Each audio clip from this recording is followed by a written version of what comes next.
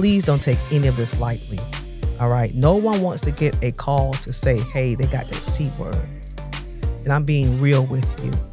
I have a strong faith. However, no one wants to hear you have cancer. I'm Ricky Willis. You might have seen me on TV. And now I'm taking on the podcast world. Join me as we dive into stories of ordinary people doing extraordinary things. I believe everyone has a story we can learn from. Let's talk about yours. This is the Clever Conversations Podcast. What's going on, baby? It's your man, Clever. You know, Clever Conversations. And so today, I have the absolute pleasure of being here with Gloria Brack Lloyd. Hey. How are you? I'm well. How are you? Oh, man, I'm, fairly partly cloudy, 30% chance of precipitation. Okay, we'll take that. So, man, you're so busy and doing everything in these communities. You're out here for these kids, man. Absolutely. Come on, Queen. Yeah. Got to do it. Come on. It takes a village. And when it's your turn to be the part of that village, it's your turn, right? That's right.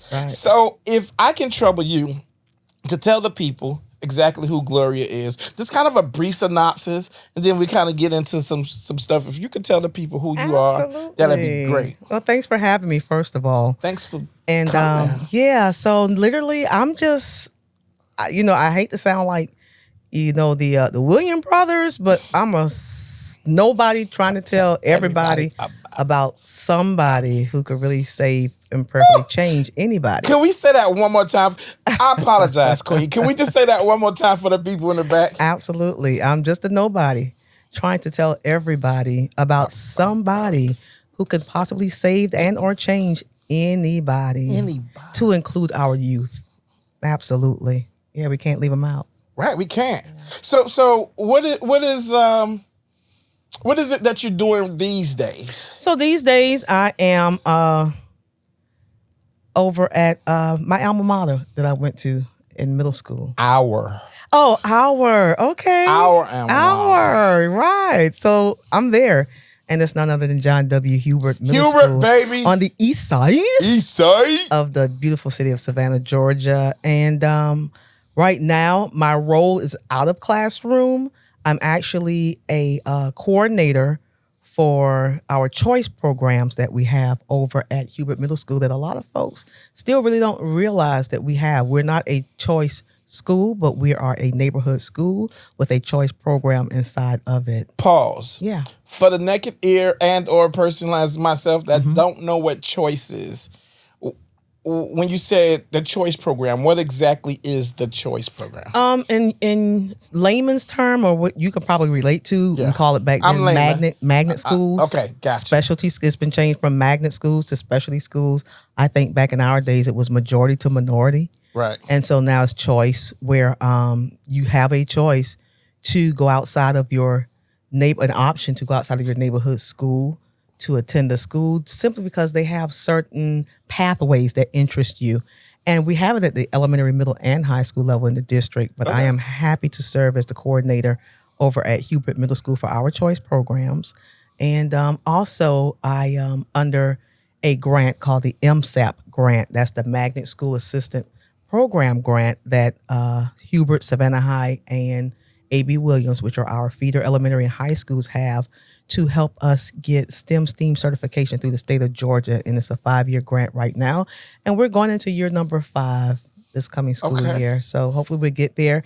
It provided resources as well as additional staffing to help get that process certified, that certification process done. So that's where I am, and that's what I'm doing, and I'm loving every minute of it. And I gotta say that I was over to the school not too long ago, and I saw how the students, how they respond and how they react to you, and I saw nothing but love. It's all love. I saw nothing but love. Yeah, it helps, Ricky. I've had quite a few positions in the district for the past 13 years, and I've been fortunate to have some very engaging positions.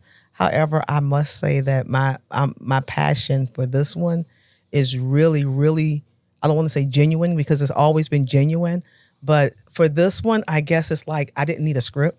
because, hey, I'm a product of Hubert Middle School, and we know it can come out of Hubert. And up until January of 2024, my mom, who just passed, was still part of that neighborhood. And so by it being one of our community-based or what we call inner city and sometimes hard to reach schools, I just pride myself in being able to be just a beacon, not a bright beacon, but just a little small light that will shine to encourage our kids that's there, as well as our families, that hey, you picked the right school when you picked Hubert. The thing for me that I think has to be really cool is to know that you ran those halls. No. You ran them. I walked. But go ahead. This was back in my running days. Okay. No, the thing gotta be that you moved through those hallways as a youth, as a child, as younger in your younger days, and now you get to finesse your way through these halls, but still see these children and still be able to help from some of the same perspective that we had when we were in those hallways. Absolutely. That's gotta have an amazing, like the feeling gotta be great on that. It's rewarding. It really truly is. There's not a day that I leave and go home and just, feel defeated. And I'm speaking honestly. Are there times when you are challenged more than other times? Of course. But just to say complete defeat, no, I haven't reached that. I love it. Yeah. I love it because I feel like it's a rebirth of or a recycle of the village, right? So, like in a lion's den, somebody come up, replace somebody, and now it's still in the same family. It's still in the same family, and for you to be giving back to the same community / school that you went to is just when I saw you, I was just like, wow. Yeah. And it's crazy because I've seen recently so many of us, us, the 70s, 80s babies, giving back. I've been to a whole bunch of schools here recently, and I've seen giving back into these schools. And that's just. And you mentioned about the recycle, and it's our desire that the impact that we are leaving on the youth of today will cause them to want to go into the field of education as well, because it's needed. It's necessary. Yeah, we need it. I think having somebody educate you is one thing. I think, again, this is just a view of Ricky. I think having somebody educate you that understands you. Absolutely. Something different. Definitely. Someone who you can really relate to. It helps build relationships, because you have to build that fidelity and trust, and not just with the children, but with your parents. And I'm just going to go out on the record and say, parenting is different nowadays, especially the average age of the parents of the students that we have. Right. It's different. So you find yourself at times not just being a mentor or, help to those children, but also we find ourselves parenting the parents. And believe it or not, it's welcoming. It really is, for the most part. I can think of so many instances where it could have went left. Yeah. And, parents really stop and listen to you and say, hey, I had one parent who just went off about something, and I wanted her just listen to me. I'm like, I'm literally trying to help you. And she didn't hear. I must have said about 5 times. And I was like, I'm trying to help you and your child. And she was just going on and on, like, I don't want my child to go through what I had to go through. I want her to have this opportunity, whatever the situation was. I'm not going to get no details. Right. But I kept just saying, let me help you. Help me help you. Yeah. And I was like, let me help you. It's going to happen for your child, what you're wanting, but she was just, I guess, reminiscing, or maybe had a bad experience or whatever. And about 2 days later, she came back and she left a voicemail, but she didn't leave it on my machine. She left it with the counselor. Okay. And so the counselor, relayed the message to me, and I called her back. And Ricky, she was so apologetic. She was like, I went over you. I went around you. I went behind you. And she said every avenue I went to, even the Board of Education, sent me right back to you. Directed me to you. And she said, how am I going to approach this lady knowing all she was trying to do is help me? And I said, I get it. And when we actually met, the tears that started flowing out of her eyes was so sincere because she said, I got like 5 kids and I want the best for them. And it was an opportunity that she's going to get. She was eligible and everything. I just need you to listen to me and allow me to help you. Right. And I've been able to build that relationship, just simply by listening and say, hey, let me hear what the issue is. A lot of things happen is because folks don't know. So when I can provide direct communications to our families and to our community and to our children, that really helps with relationship building. But you have to gain their trust. Yeah. You have to. Yeah. And when going through the trust part of it, like you said, you have to gain the children's trust. Oh, absolutely. You have to gain the parents' trust. They have to know that they can trust you with their good, bad, and ugly. And ugly. And they can sniff out fear. Come on now. Yeah. Try by the way. Try to be weak if you want to. Yeah, they can sniff it out. Don't get it twisted. First, the child is going to try you. Right. And then the parents going to come try you. Oh, absolutely. They want to test it. Yeah. You gotta see what's going on with that. Yeah. So that's where I am. And I, like I said, I'm enjoying my career right now. I'm also married. Woo! Yes. Second time around. That's what that's what they say. Yeah. So far so good. Going into year number 5 with Mr. Lloyd. Mr. Lloyd, what's up, cousin? Yes. What's up? And so you have this glow, like it's in the name. Like the glow, the 5-year. Yes, in the name, right? Gloria, Gloria. I see what you did there. The glow is just peace. Oh, listen, you said it. It's just a peace. Hey, listen, that's a whole nother podcast. Really? Oh yeah, discovering peace. Come on now. The one that the Bible said that God will provide you the peace that surpasses all understanding. All understanding. You don't understand why I'm so peaceful. Yeah. Come on now. Oh boy. Hey, next thing you know, gonna be some shout music. Absolutely. So shout out to Mr. Lloyd, man. Yeah. And then Children, absolutely. So we're blended. I have one. I was a one-hit wonder. Okay. And he's phenomenal. That's Calvin Jonathan Ford. Y'all could check him out. He's a local artist, and he's on all the platforms. And singing, rapping, he musician. sings. He's a gospel musician. He's a writer and a producer. I am so proud of him. His latest collaboration with an artist, and I can't say the name because it's still not released yet. Okay. But I am so Somebody happy we for gonna him. know? Oh yeah. It's me. Yeah. Okay, well, not really. But so y'all check him out. That's Calvin J. Ford, and that's my heartbeat. And then, Calvin, we're looking for your project, brother. Oh, keep us tuned in when it comes out. Come sit with us, man. Come sit with cousin. Come sit with cousin, baby. And then I have 4. I have 4.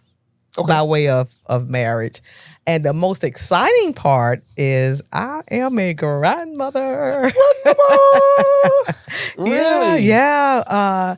My son has Mackenzie, so he just has one, and she'll be 5 on the 3rd of September. It was the 3rd of September. And then my bonus daughter and her husband, they have a 3-year-old, and her husband's stationed in Colorado, so they have a 3-year-old. And August 27th, their set of twins will turn 1.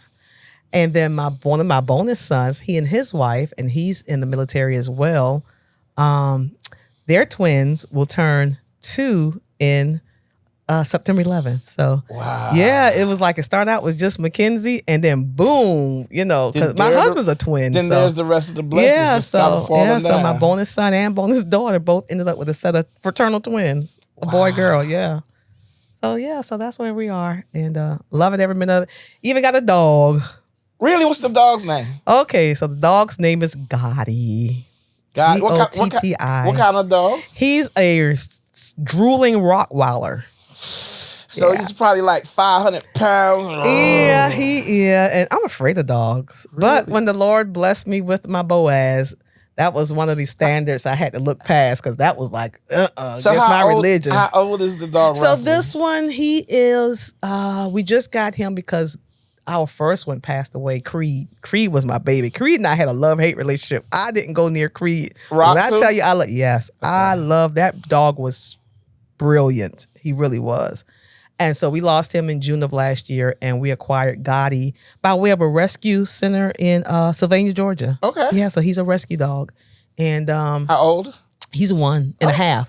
But still probably huge. Oh, though. Yeah. Because he's grow bigger. Like bears. Yeah. You're right. Yeah.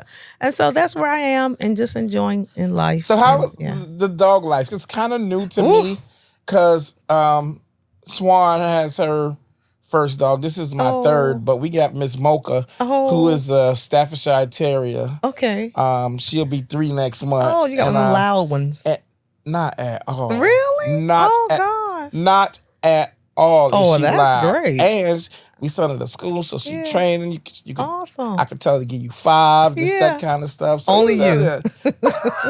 So the love, I understand. Yeah, I didn't think I would really because I've been fearful of dogs, and I still am. Swan, this is her first dog ever, and so she was terrified. Yeah, like of dogs. I said, but when Creed passed, I was just like, Creed. My mom had passed that January, and then Creed died, like that June.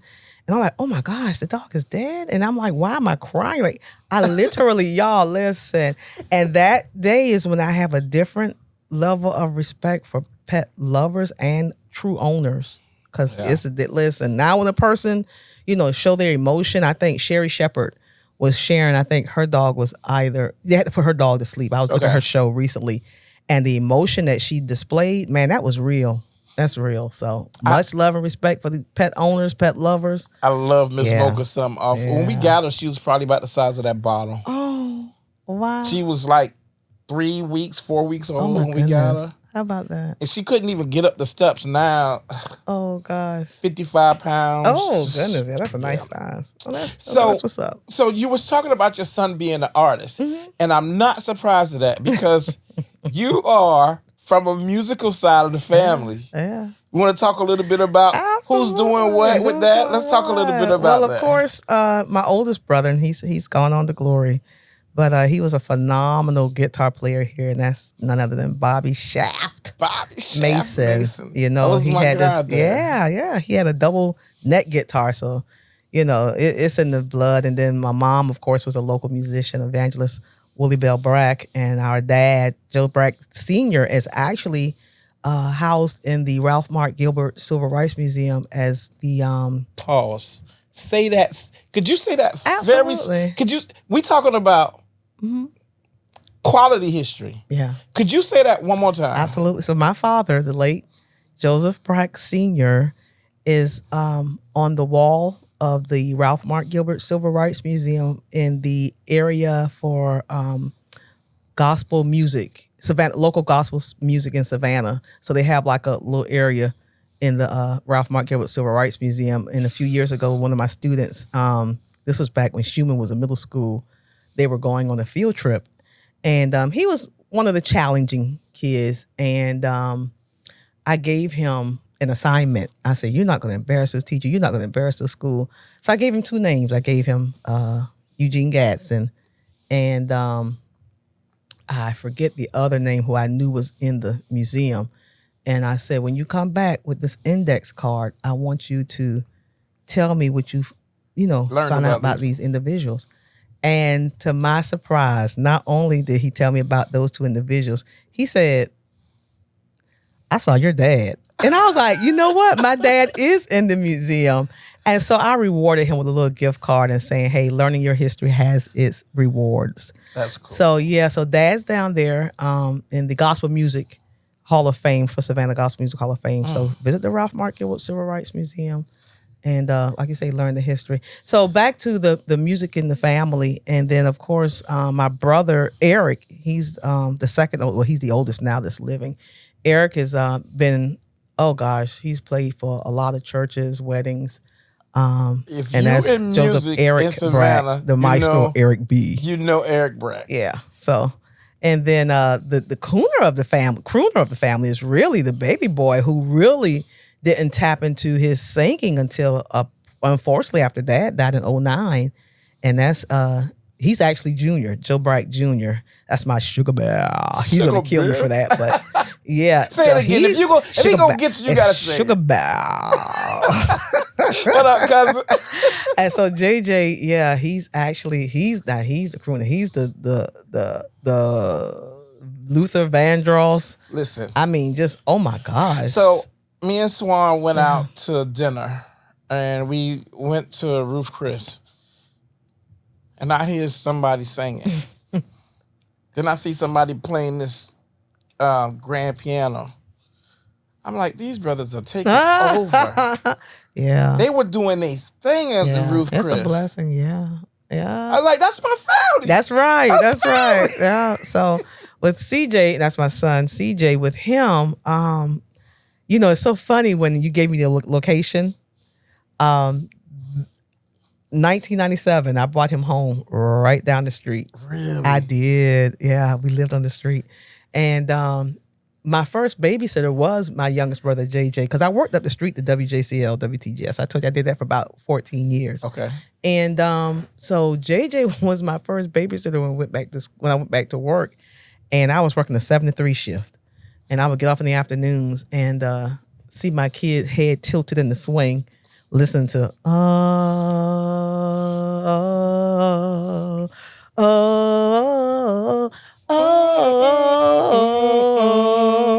here we go. So it's like, he would That's get the real gospel. music, Yeah. too. And even back then, he would get the gospel, of course, from Mom, because, I kept SOK, shout out, Right. But then, yeah, that side would come from his uncle JJ. Yeah, man. And his dad also, Calvin Leonard Ford, he's a bulldog. For life. Bulldog, shout out to AE Beach. But anyway, his dad is also a local singer. He used to sing with the gospel group, the ILA Gospel Singers. Okay. So yeah, when you say it's in his genes, I have to say it truly is. And he just ran with it, at an early age. And so CJ, even at the age of 7, he actually started out as a drummer. I was and I failed to mention that, for about almost 30 years, I was the choir director for the Youth and Young Adult Choir at St. Paul, CME. I did, yeah. And so at about the age of 7, you know you gotta listen, that's how you really communicate, between your... It's the language. Yeah, it is a language. And so anyway, CJ, at the age of 7, the late Reverend Dr. Henry Delaney called me and was like, hey, you gonna let him play? And I'm like, he can't play for a choir. And his exact words were, let him play. And he was gifted to be a drummer. And I started, and the thing is, that was like at the age of 7, 8, but at the age of about 5 or 6, I had him taking piano lessons. And the piano teacher was like, listen, stop wasting she was honest. Shout out to Miss Smith. She's the bomb. I'm sure she's retired by now, but she was honest. She was like, stop wasting your money. On the piano lessons? Because he wasn't interested. And so he was gifted, and he still is. He plays now at First Tabernacle. Shout out to Reverend Osborne and First Tab. My son is the drummer. But he started out playing drums at the age of 7. And then it was just like you say, in his blood. And he pursued it, and he's a phenomenal singer. And I'm not just saying that because he's my child, but honestly, he is wonderfully, he's anointed, he's gifted, and I'm so proud of him and his determination and his passion in his music ministry. He's done a couple of shows with DeLandre and Akins down there at the JW Marriott, the gospel brunch. He along with Swindell and Antoine, and those, but man, it's phenomenal. So you get a chance, just check him out. He's Calvin J. Ford on all the platforms. I don't want to start saying it, but yeah, all the platforms. And like I said, his latest project is he does have a remix of it, and it's a collaboration with a national artist. Yeah, not me. Yeah, no, not you this time, but yeah, not me yet. But we work it. Yeah, so that's where we are. Oh man, so let's talk a little bit about your downtime. Let's say you got 4 days off. Let's let's just say you got 4 days off. I can tell you my next 4 days that's going to be off. I'll be at the Essence Music Festival. Really? Yeah. Okay, yeah. let's say you got 4 days and it's not Essence. Okay. What is 4 days off? Work phone down. So you got like seven phones over there. Yes. Work phone down. And what does that time look like? Man, listen, after you hit that 50 milestone, that time looks like rest. Naps. Listen, my daughters, they be like, "What you doing, Dad?" So I call it a nursing home. Yeah. I say I'm about to take a nursing home. Yeah, that part. Yeah, I get super excited to say, I'm not obligated to do anything. I don't have to set this alarm clock. Yeah, so the husband, if he's off, he's a yard man. I mean, you know. But yeah, man, I just listen. It's that rest. Not obligated to do anything. Outside of the rest, what you gonna do for fun? And you got 4 days, 3 or 4 days. What do you do for like a peace type? Peace type. Gosh, what do I do? What do you do? You know, I can't stay Movies? Not busy too much. But yeah, I do catch up on movies. Listen, okay, let me be transparent. Here we go. Only on this Sanford show. and Sons. Dun, dun, dun, dun, Listen, dun, I will sit there and watch it as though I have never seen it before in my life and still laughed, although I know what's the next line going to be. Done seen it, know it word for word, it's still funny. Yeah, I am. Yeah, Sanford and Son is my vice. That's your vice? Yeah. Okay, I like it. It is. And of course, to be honest, you know, enjoying the grandbaby. The one that's here, Mackenzie is the only one's here. The others live out of town. You can't get that time back. No. Right? It's and let me be, and I'm an advocate. Mackenzie's autistic. Okay, and she is nonverbal. But the relationship that we have and the way that she does, she's such a determined little thing. Her eyes speak too. Listen, she got eyes, and then she does her own sign. She does the sign language that we're learning. She's oh my gosh, she's bossy. I think she get that from her mama, who's also actually a special education teacher. Her mom is. Real? Yeah, she went into that. She changed her field to help Mackenzie. So I applaud her mom for doing that. Shout out, Mom. Yeah, shout out, Mo Dent. Girl, you know who you are. But so as much time as I can, you know, with her as well. Don't get it back. And the memories that's made with your grands, they're gonna forever have like. Yes. I remember Gio, make the Papa, memories Mama. here. Make those memories. You better make them. I'm gonna try to make as much as I can. Like y'all, pictures, videos. Make the memories. You know, the jobs are phenomenal. Careers, the money is good sometimes, but let me tell you, take the time to make memories. All right, with your family, if you have grandchildren, with your grandchildren, make those memories. I'm telling you. Listen, like I said, my mom just passed away in 2024. Dad of 09. But we're living, you know, off of those memories. And that's what's sustaining, you know, me, even through the grieving process. Right. You know, even down to my mom's, you know, I was fortunate enough, you know, her last words, you know. Right. And to be able to have those memories, you know. The memories are strength. The memories are also tradition, right? Like some of the stuff that we learned from them, we continue to do. My parents did this, so we're gonna do that, and then our children to see our children do some of the stuff that we did based on we doing it from our parents. This is good stuff. So downtime when I do have it, you know, that's what I do. And the husband and I, we love live music. Okay, so we try to check out, you know, the live local bands. Stuff. Right, absolutely. So gotta support local, man. Oh, absolutely. Gotta support. Yeah, local. We have to support each other. Listen, I'm telling you. All right, so let's I see you are rocking today pink, white, and black. Yeah. That is that's heavy. Your shirt is heavy. Like it's the message. Yeah, the pink ribbons are all over the messages and the colors. Yeah. Ricky, I am a survivor. Come through. I am a 5-year cancer survivor, breast cancer survivor. My mother was a survivor.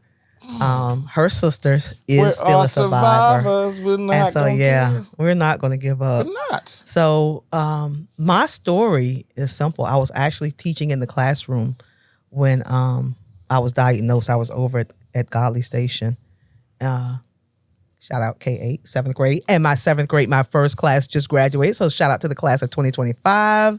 You know who you are. You know who you were. Thank you all so much. And congratulations. But anyway, I was teaching over at Godly Station when I got my diagnosis. And the thing is, shout out to Tina Tyus. You know, she has that buddy check. Sis. Yeah. Girl, listen. Shout out, I used sis. I used to work at SAV as well. Yeah, that's but the shout out sis to right there. shout out to Tina and her buddy check 3. Listen. I would get what is the buddy? So the I buddy know check, Tina, but I don't know. Yeah, the buddy check 3 is the end of each month. Okay. Where you call on a friend and say, "Hey, have you had your self-check examination? Yeah, have you checked yourself? And it's okay to check yourself, or have a loved one who you feel comfortable with, or whatever. To check for you for a lump, because men get breast cancer as well. And I met a wonderful young man when my mom was going through over at Memorial, who was a breast cancer survivor. Derek Chapman. Wow. Yeah, he was in the media here, but I think he's now living in Dublin. But back to my story, how mine came about back in 2019. I was get my mammograms annually, and I get them around the month of April because back in 2011, I lost a very dear cousin who's like a sister. So myself and my 2 cousins years ago used to sing in the group called Harmony, and we would do weddings. We participated in a local talent show that awarded us to go to the Apollo. So back in the day, Gulfstream used to put on some bomb diggity talent shows, and at the Civic Center, and we won that. But anyway, Carol Wright lost her battle at the age of 43, and she was like a sister to me. And so in her honor, I would get mine done every April. And April 2019 was no different. Everything came back normal. And around October, I was doing my self-check, and I felt what I thought was a lump. And, I called my doctor, and I said, hey, I need to be seen. I think I feel something. I feel something, And they said, you see something, say something. I say, if you feel something, say something, okay? And so with that being said, I set up the appointment, and strange thing happened. When it was time for me to go get checked, my doctor called out sick. And I was like, well, wait now, hold on. I need to be seen. Like, I don't even know. I could probably have cancer, which I didn't think it was. Right. But I was like, I could probably have cancer. Meanwhile, my mom had been diagnosed. She was a survivor. Her sister, my aunt, she's a survivor. Even at the age of 96, when my grandmother was living, she got diagnosed prior to me. And it was just like, Lord, am I next? And it just so happened. That's exactly what happened. So fast forward, the nurse practitioner who was on call, she took me in, okay? And I went straight to the lump, and she set me up for another ultrasound because I'd already had the mammogram, of course, in April. So here we are in October, and she set me up for the imaging to be done, and got a call on my son's birthday, November 11th of 2019, that my results came back and that it was cancer.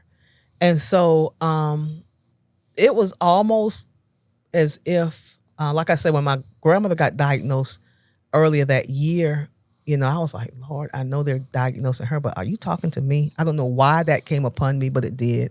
But anyway, fast forward. So that December, I had the surgery to have the lump removed. And shout out to Dr. Gilliard. She's no longer practicing here, but it's a phenomenal team.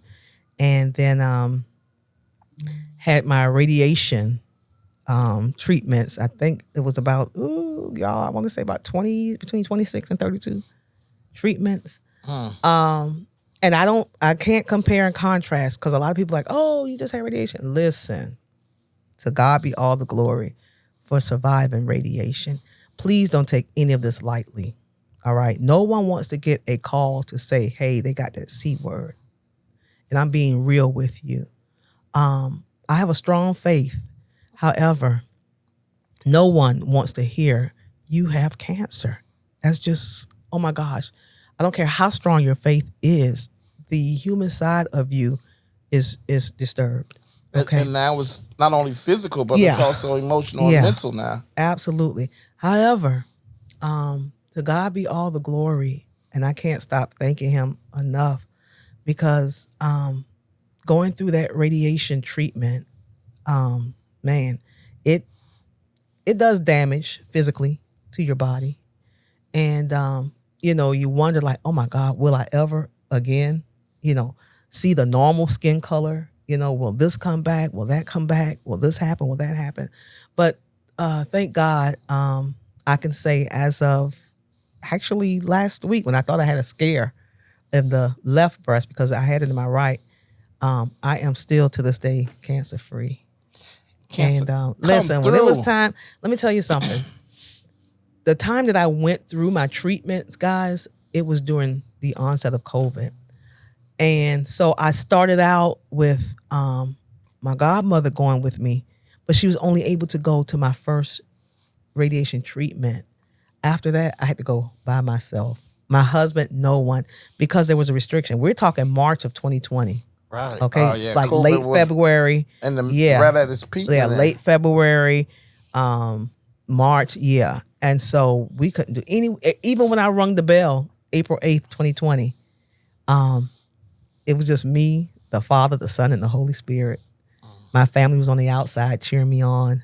But going through it at that time, it really, it was just, I just thank God for the support and the prayers and the support and the prayers. I would tell anyone, if this happens to you, the first thing I would say, and I have shared this with other folks when they call and let me know, they start, I said, listen, the first thing is surround yourself by some positive folks, some folks who have the same belief as you do.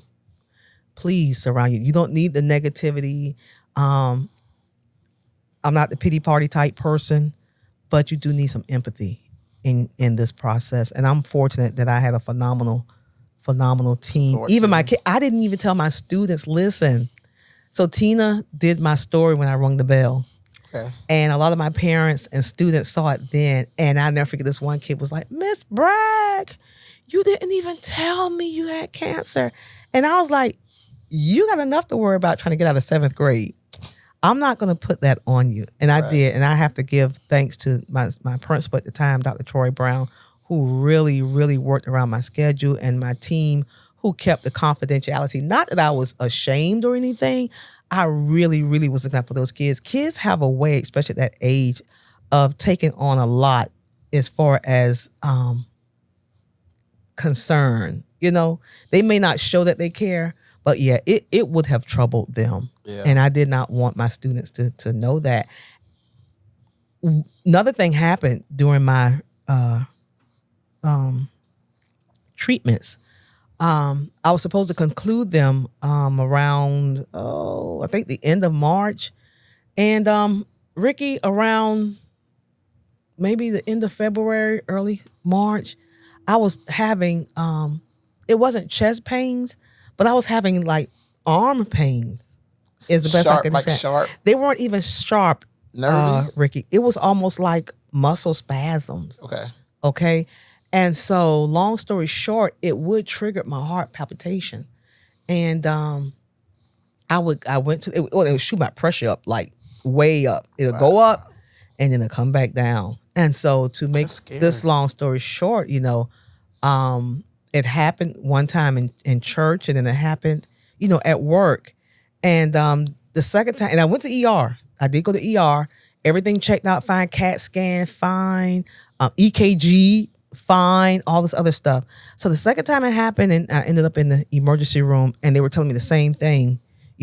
CAT scan, fine. A tear came down my eye as I was coming back from the x-ray room. And the nurse asked me, she's like, well, what is wrong? I said, something is wrong with me, but they can't find out. No. And she said, well, have you followed up with a heart and pain specialist? And I was like, no. She's like, do you have a cardiologist? No, I'm trying to fight cancer, Yeah, Well, how many fights you want me in lately? And so, but, I ended up following up this after that second emergency visit with a cardiologist, and told him my situation.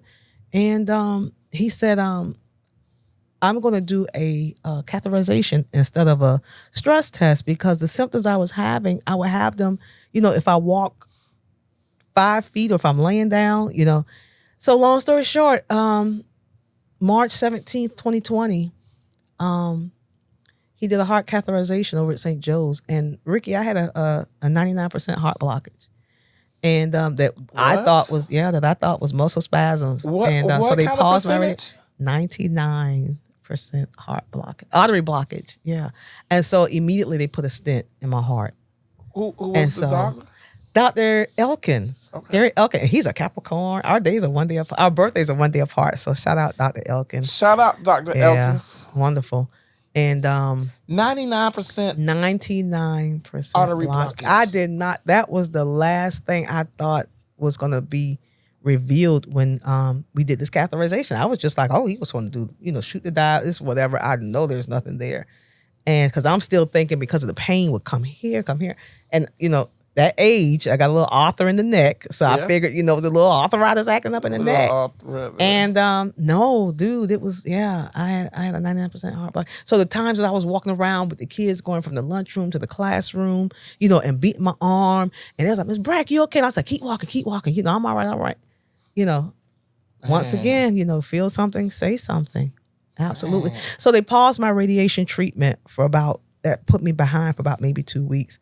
But I pressed towards the mark of the high calling. And, come on now. Yeah, got back on track. And to God be all the glory. Finished up my radiation, like I say, April 8th, 2020. I run that bell. I tried to snatch it off the wall, y'all. I'm just going to be honest. I tried to snatch it off the wall. And So excuse me. I am definitely a cancer survivor. And I like to say to anyone out there, especially please listen. And ladies, listen. Women, we have to get checked out. Ever since my situation, like I said, I was an avid annual check, my mammogram. But I've, come across so many women, even folks who are close to me, who really is like, I've never had a mammogram. Please, early detection is the key. All right. Please do not take this lightly. Early detection is the key. And if you're in Christ, we have no fear. Okay. If he bring you to it, trust and believe he's going to bring you through it. So please do not put off having the tatas taken care of. And it sounds like not only early detection, but it sounds like more often than what you think, right? Because you had yours. Yeah. And then a few months. Right. Faithfully, guys. You had faithfully. yours, and then a few months after. And when you get your results, you see that fine print that says something, and I'm paraphrasing it, more or less like this isn't 100%, accurate. However, and then another thing I discovered, and that was with my recent scare of the left breast, is I have what you call dense breasts. And so they're like, the fatty tissues that causes, sometimes I have false readings and then sometimes not. So with the dense breast, and I hope I'm, sharing the correct information, it makes it a little difficult for them to detect, if you do have breast cancer. So with that being said, I don't get the normal mammogram. I have to get the 3-dimensional imaging. Yeah. It would go a little more in depth than just your mammograms. And listen, with, all the myths that they have out there, like, oh, it's painful. It's like applying pressure. But as far as pain, I'm not going to sit there and say, yeah, it's painful. But to save my life, I'll take the pain if it is. You mean for as the mammogram? The mammogram itself, yeah. The process of getting the mammogram itself. Yeah, and I guess in retrospect, a little bit of pressure beat a whole lot of pain. Yes, and that's what I was like, pressure over that. So, and here I am to share the story. I love it, Queen. Yeah.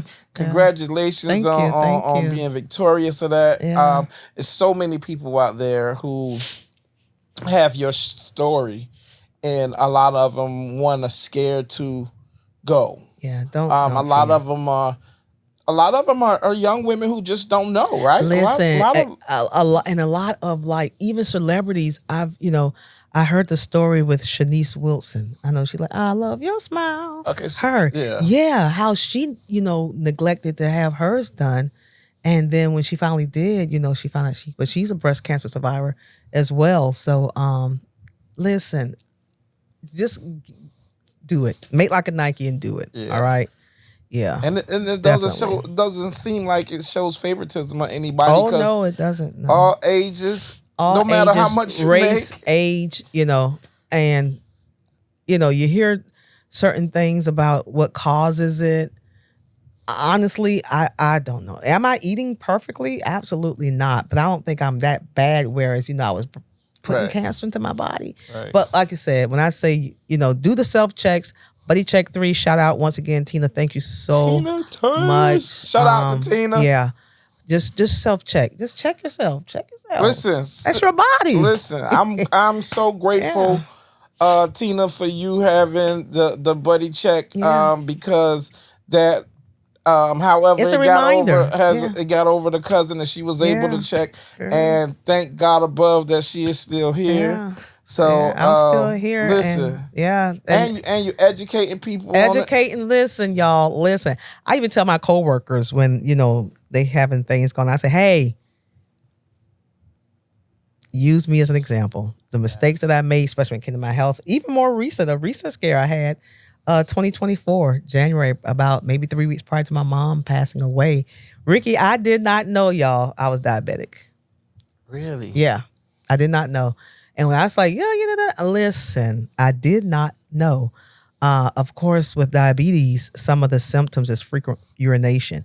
Did I have it? Yeah. However, I recently was placed on some cholesterol medicine, a small dosage, probably 2 months prior.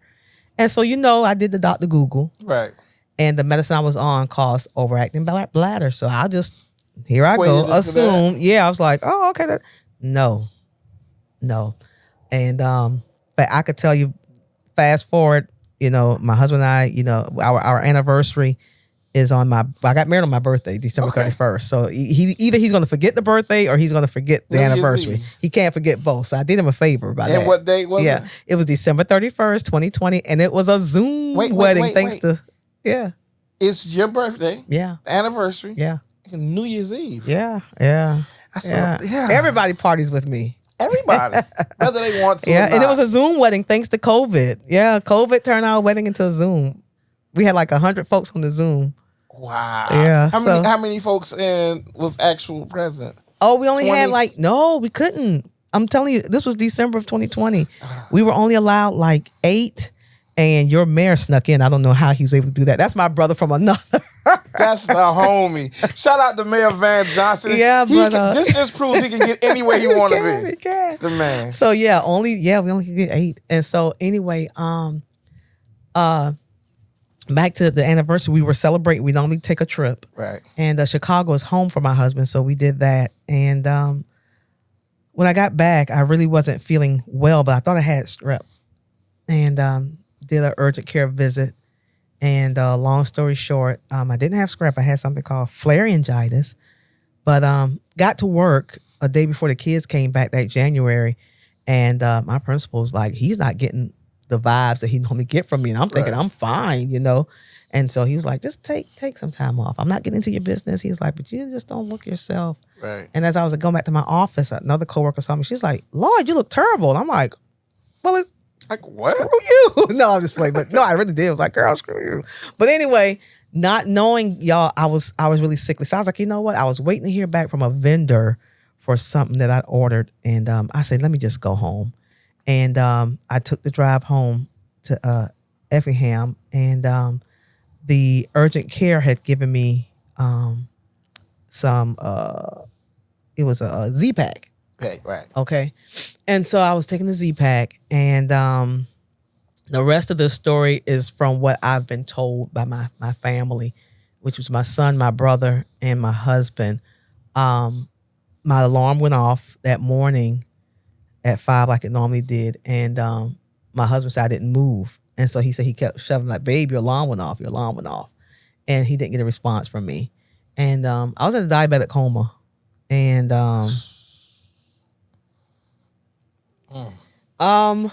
listen. When you talk and about I'm not being comparing, blessed, I can't compare one sickness against the other. I thought when the doctor told me that I had that clogged artery, startled me more than cancer.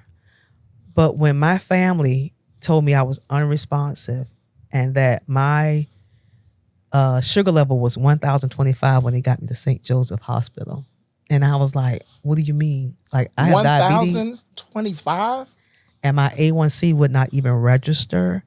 My diagnosis was just that. And on my discharge papers, apparently I had acute renal failure and a possible stroke. You are here with the purpose and for a reason, Queen. Absolutely. I do not take any. That's why we talked about that piece. Right.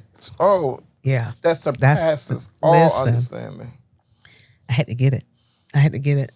And I was in neuro ICU at St. Joseph, and they took great care of me, I have to say. So I was in neuro ICU at St. Joseph for about 4 days, and my family had to tell me everything that occurred because I didn't remember anything at all. And so on the road to recovery, as now being a diabetic and getting all the information, all the insulin, and I was like, how in the world am I going to remember, to do this and to, like, oh my gosh, if my life is depending on this insulin, like, oh my God, what am I going to do? How am I going to figure this out? This, that, and the third.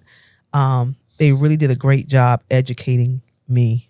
And on that, I have to give a shout out once again to my family, my husband, my son, my brother. My mom was still living at the time. And a huge shout out, Ricky, to my primary care physician, and that's me, Saul Patel. He's a warrior. He graduated from Jenkins. But that young man, when I did my follow-up and he discovered, the diabetes, he said to me, my goal is to get you off of insulin. Ricky, I can honestly say as of November of last year, I took my last insulin shot and I am on the Jardiance pill. Come on. Yeah. Could you say that one more time? Because that is, please say it one more time. It comes with discipline. You have to diet and exercise and be, serious about this thing. And yeah. No more insulin. Yeah. No more insulin. No more insulin. I do take Jardiance, the little pill with the story to tell. Yeah, I saw that. I take Jardiance once a day, and it keeps my fasting sugar level, which those of you who are diabetic understand that's the first one we take in the morning. Okay. You take your shot, and it stays under 100. So, yeah, wait, I'm grateful. From 1,025 to under 100. From January 2024, 1,025. And remember now, when I got discharged in January 2024, my A1C was 14.3 as of, what is this? What month are we in now? June. As of April of this year, my A1C is 5.8. Thank you, Lord. Yeah. Won't he do it? Yeah. Won't he do it? Yes. Won't he do it? Yeah. When the blessings come, man, listen. And how could you not believe? Yeah. How can you not believe and serve, a God like that? And listen, I told my pastor, and shout out to my pastor, y'all, the Reverend Dr. DeAndre Thurman, who, by the way, is running for CME Bishop in 2026. So blessings to you, Pastor Thurman. But I told my pastor at the time, I said, hey, listen, my mom and dad named me Gloria, but after this, my name is Victory. Yeah. Yes, sir. As my son said, yes, sir. Yes, sir. Yeah, absolutely. So, and you know what? This diabetic journey, y'all, has been so rewarding. And I know there's like, is she crazy? And I'm going to tell you why. Because I've come across so many other people, to include coworkers, that are on this journey. And one thing about it, and April Scott, that's Dietrich's sister. Okay. She is like the discharging nurse over there at St. Joseph. And she told me about this copay waiver that my insurance has. I'm under the state health benefit plan. So if you have that and you're diabetic, listen, join the copay waiver plan for anybody who has diabetes, asthma, and I believe heart disease. It covers all. When I say all medication, I'm talking that Jardiance pill is not covered by my regular insurance. And because I am a part of that copay waiver, it covers it. And this is like $2,100 every 90 days. And so what the copay waiver does, guys, all we do is simply set up an appointment over the phone with a nurse. This when they call, answer. If you can't answer, they are so flexible. You could call back. They just want to keep up with your journey. And I treat it really, to be honest, I treat my calls as a counseling session. Because they're like, oh, Gloria, so how you been the last time we talked? Your goal was to do so-and-so. What have you been doing? I tell them that, listen, I'm going to be traveling. I have a niece who, she lost her mother to COVID. So my brother, Jay, he's a single parent. She's about to graduate, which she just did from South Effingham. So Dakota Reese, you know I love you and proud of you. Class 2025. So I tell them, I turn my state nurse calls into a counseling session. And that's all you have to do. Answer the phone. It's taken care of. I've been fortunate enough to help so many individuals, especially coworkers. Like a coworker, I'm not gonna call her name, but recently I told her about it. And it takes about 2 weeks to get approved with the copay waiver. Right. But when she got that notification that her medication was ready at Walgreens and it was 0.00. Yeah, we did a little shout. It's just, and so yeah. When you bring up something strong that a lot of people tend to forget, and I being one of those people, when you talk about some of the struggles that you were on this journey with, until you said it, when you said it, it kicked the light on from me. Prior to that, I didn't really think about it. But when you have the breast cancer stuff, when you have the diabetic stuff, all of that stuff comes with medication. Yeah. And sometimes those medications aren't covered depending on insurance, where you are, what region of the world, how much this. And so that raises a good point too, because all of that comes into, everybody don't have that health insurance. Everybody don't have great insurance. Some people got no insurance. Yeah.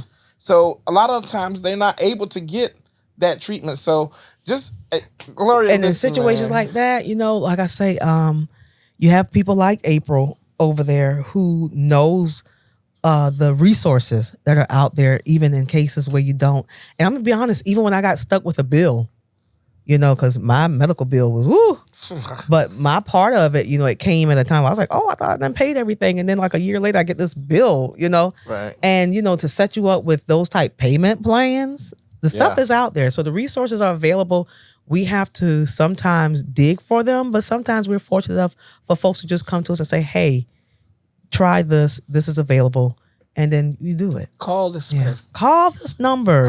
This is the purpose of it. So I'm just grateful. Everything, the journey has been tedious, but it's been rewarding. I'm still here. And you looking good, and and everything is good, Queen. Yeah, and I'm grateful. I'm grateful. Yeah, I am super grateful that you took time out of your busy schedule to come sit and have a clever conversation.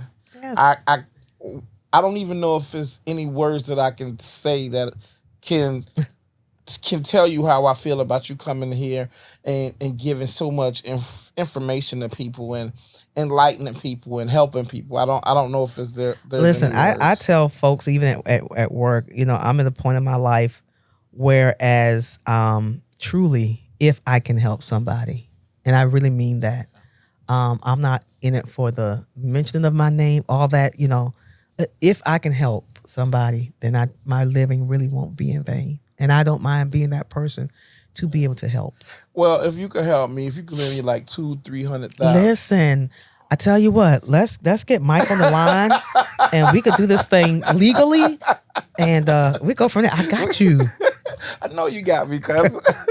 Hey, so can you tell the people how they can get in touch with you? If anybody want to get in touch with you, all of your socials. Listen, so hey, I know, I'm not a social media guru type thing, but I have a Facebook page, which is my name, Gloria Brack Lloyd. I don't mind. I do have Instagram. It's gstone1231. That's my radio hand. I did radio. Did I tell you I actually was on the radio? I used to have a show with, guess who I had a show with? And he just passed away. Master Ronald Grant. Ron really? Grant. Master, Ron Fly. So you got a radio voice? I have a radio voice. Can we hear your listen? Okay, so listen. Say something to me in your radio voice. All right. Let's see. was it AM? Was it middle of the day? Because those determine your voice. Okay, right? So it was AM. Okay. With Ron, Master Ronald Fly. Master Ronald Fly. Yeah. Fly just passed away about a few months ago. Yeah. So, and he gave me the name G Stone. Okay. So I was G Stone on the microphone. All right. So how did your morning go? Okay. So our morning went like, okay, let's take a look at the weather. Looks like we have about a 50% chance of rain, so you just might want to make sure that you got those umbrellas ready, handy, the ponchos. Make sure the kids are in place with their at the bus stop. You know, if you don't want the rains to drop, and tune back in because up next we're gonna hear some old school music. We're old school music coming from Bill Withers. Although we have rain coming, it's still a lovely day. Stay tuned. A lovely day. Lovely day. Lovely day. Lovely. Do you miss it? What? You miss the radio? You know what? It's not the same. I mean, the business itself has changed drastically because I told you I did radio and television. Right. And in TV, I started out as a master control operator. Which, people that don't know? So for people who don't know, that's kind of like a DJ. Okay. Of television. I ran your commercials and your programs. Okay. And then I got promoted to the traffic department, which is the heartbeat of any radio and television station. And I also end up being a program manager. Okay. So so I did it for like 13 years. Wow. And so which do you miss most, TV or radio? Radio. And because the TV was a bit more strenuous. I was working in television during 911. And really? Man, that was hectic because so much was being preempted, meaning really canceled. Right. And then trying to save those dollars, get those people back in the airtime that they paid for, but the world was at a standstill. It was out of our control. Everything was shutting down, and back then facsimiles were like, we treated those like emails, like, we would get track with instructions on how to run, especially your national spots. Right. And the whole world just shut down. So radio, I think, was more personable. I feel like radio is fun. Yeah, it's a little more personal. Like I got a radio voice. Yeah, you absolutely do. No, not this voice. Oh, I got another radio voice. No, you ready? Yeah, I am ready. We want to thank everybody for coming out to Club 34 tonight. Don't forget, tip your bartenders on your way out. If you're going to drink, and don't drive. And then you drink responsibly. Don't forget to tip your bartenders. Crystal. Shout out to my niece. Oh, you know what? I thought you were talking about Crystal Bar. Oh, the bar. She's a bartender. No, not this. Oh, anyway, he definitely has the radio voice. No, that's my old school basketball was my favorite sport. Yeah. Okay, I see the Jerry curls coming back. Stop. Okay, we won't go there. But so I thoroughly, out of the two, I think I even did radio in college at Savannah State. I just feel like it's fun. Like you can. I was the last class. You can't really do this. But myself, along with the late Ursula Boyd, she really got me into the radio. And so radio is fun. Maybe we should get on the radio. Yeah, hey, let's do it. If you bring me back out of that, I'll let your boy. Yeah, CJ, that's my DJ. That's my DJ and my nephew. So get Auntie back behind him. You know what? I wouldn't mind probably doing a gospel show, local. And let me go back to I was telling you before when we were talking about radio.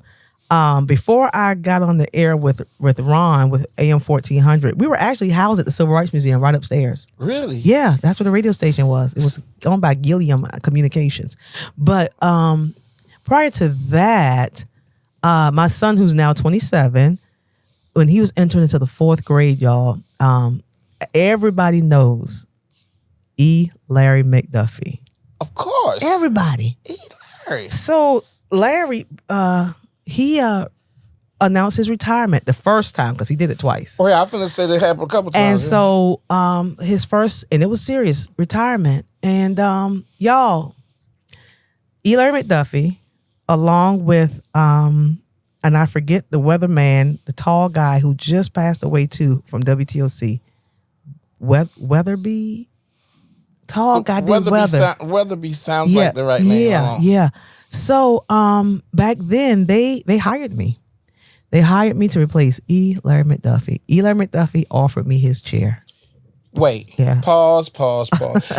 He'll tell you. That is like saying Shannon Sharp is leaving his podcast and want me to host. By the way, Shannon, you from Savannah? Let's do it. Let me try. Yeah. Holler at your boy, baby. Do yourself. Yeah. No.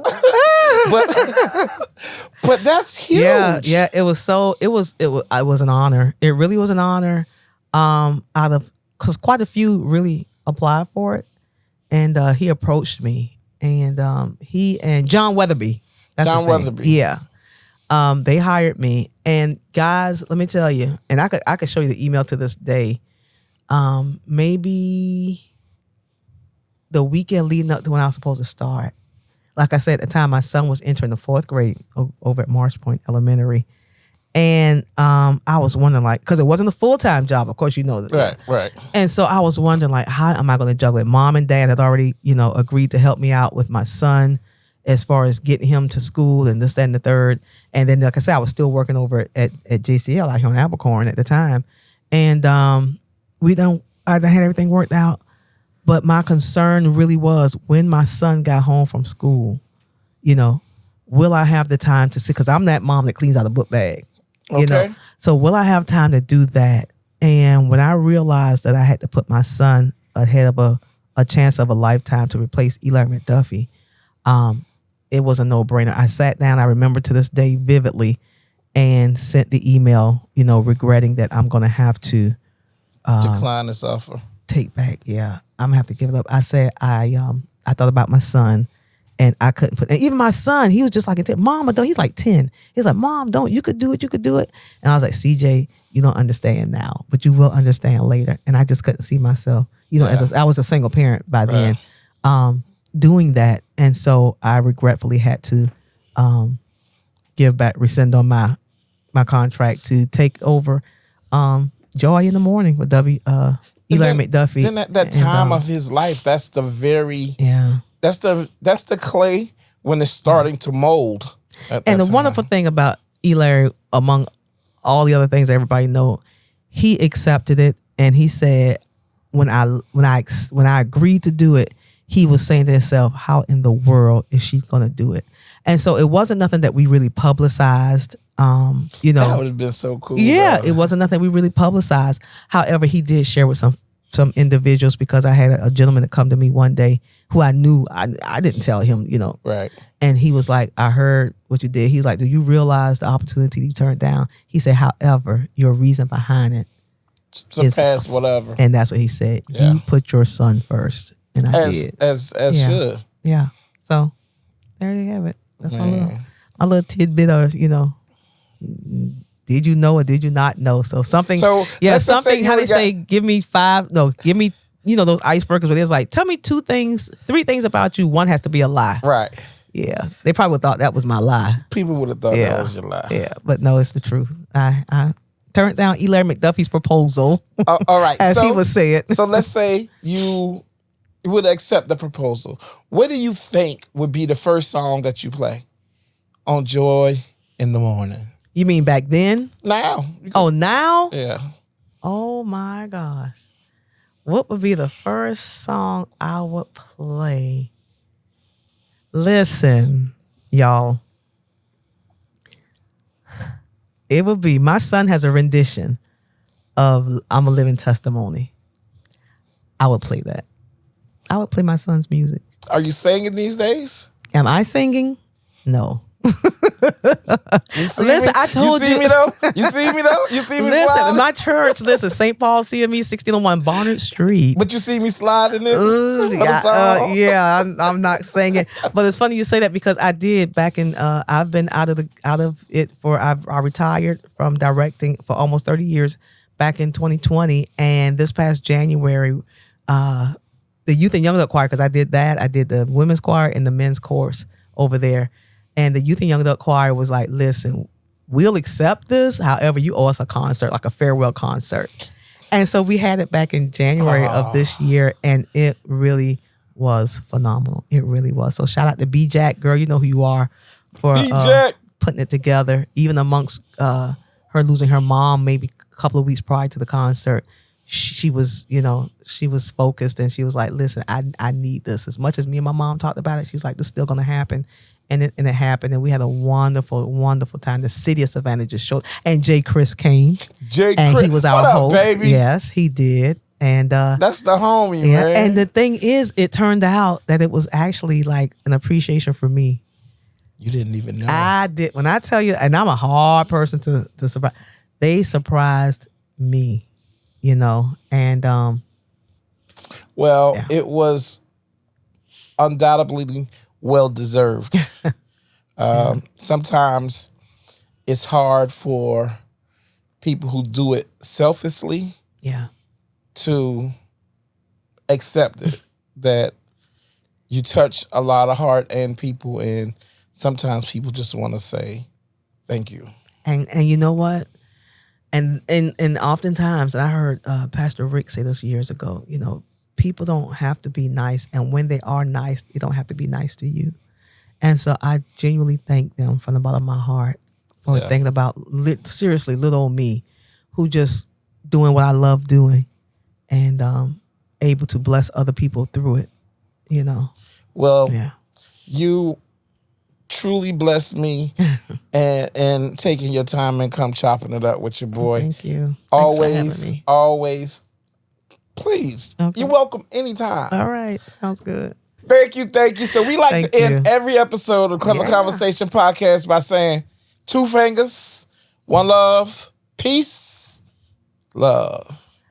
2 fingers, 1 love, peace, love. Thank you so much.